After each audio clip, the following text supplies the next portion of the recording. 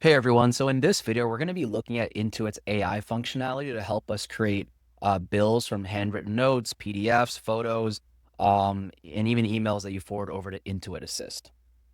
When you click into new transaction bill, what you're going to get is this. If you click on this little Intuit Assist icon, you're going to get the option to drag and drop your bills into this little window here.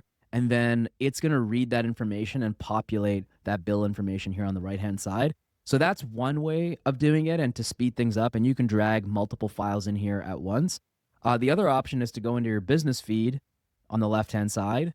And then we looked at this when we created invoices in the invoice section, but over on the right-hand side, when a bill comes in from a vendor, and I'm assuming they're sending you the bill through email, you can actually forward that email to this email address here. This email address is obviously specific and unique to my account, so your email address is going to look different here.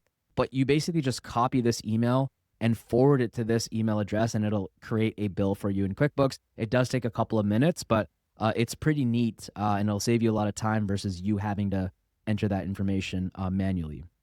Just make sure that you copy the right email address.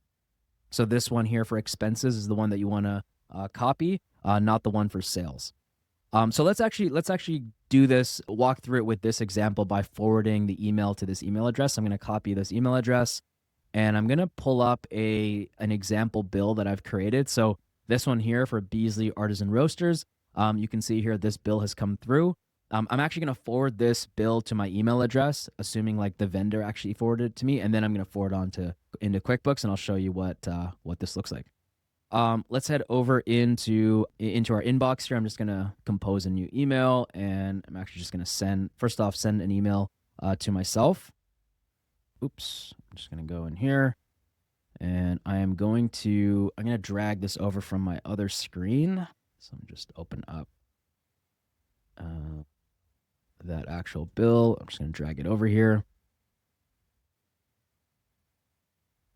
And so obviously, in this case, you would assume that the vendor has sent you this bill by email. So I'll click send. Just go ahead. So you can see that bill has come through. So now, assuming that the vendor sent me this bill, I can now forward it over. So I'll just click forward to that email address. So I'll just copy and paste that email address in here, and then I'll go ahead and click send. And now it has forwarded over to that email. So as soon as bills come in, you can just forward it over to that email. So now here in QuickBooks, it might take a couple of minutes. So while we actually wait for that to come through, what we'll do is we'll actually enter this second bill into the system using the drag and drop functionality. So I'll go ahead and click create, and then bill. And then I'm going to actually drag this bill over from my other screen. You'll notice you can also snap a photo if you wanted to do that. So I'm just going to drag this over here. And this might just take a couple of seconds as well while it's reading the functionality, or reading the actual bill itself.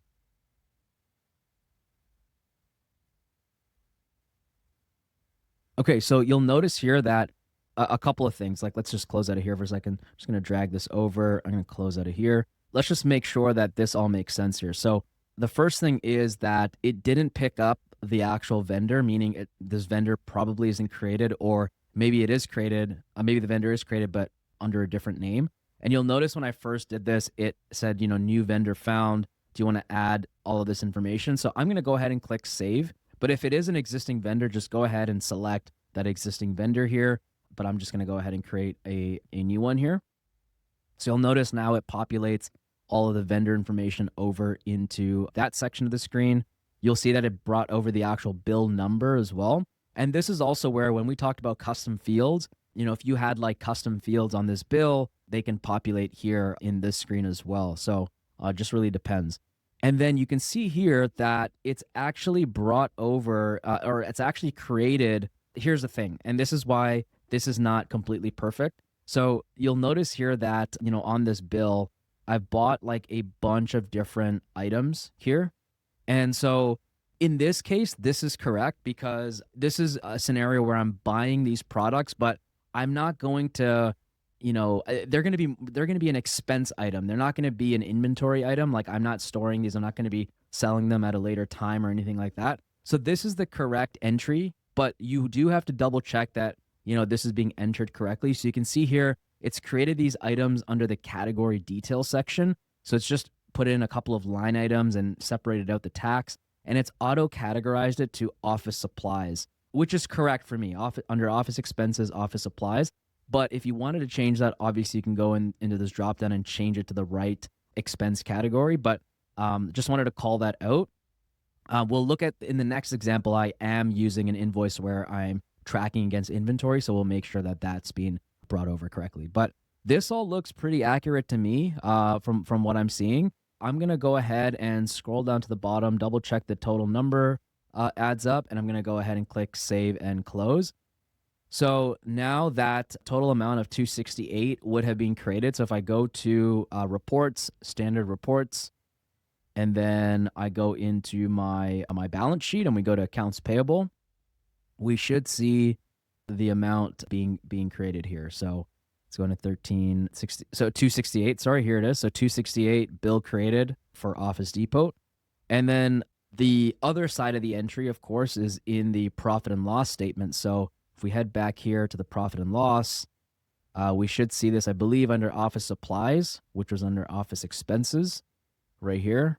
So we'll click into here and we should see the total. I think I categorized them all to office supplies. So we should see them here. So it looks like, this is perfect. It broke it out into its individual line items and categorized it all to this category. So that all looks correct. Let's go ahead and take a look to see if our other bill has loaded in the system. So there's a few different ways of checking this. One way is to click into business feed.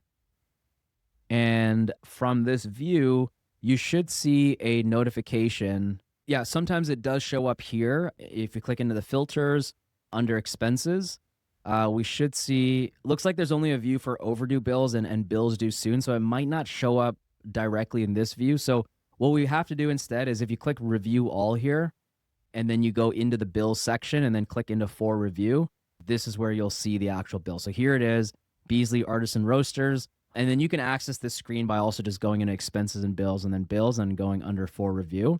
I'm going to go ahead and double click into that bill, and it goes for review. So it, although it does technically create the record, it still requires your approval to officially create it.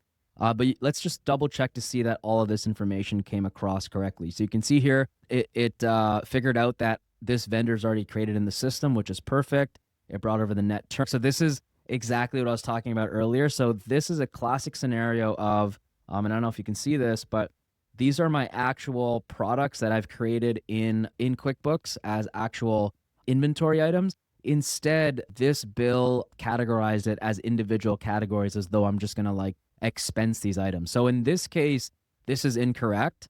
And we would need to then go in and manually enter these items here under product/services. And that's where this functionality is not perfect. I think it's still being built out and it's still trying to, as you enter more information and more data, then it's going to get better over time. But as you can see here from a few examples, the first one worked, the second one didn't. So you just have to be a little bit patient. I wouldn't give up on this completely. It still is going to save you a lot of time when it comes to manually entering information. So in this case, I'd obviously just clear out all these line items and then instead enter these items here under products and services so that my inventory is updated accordingly.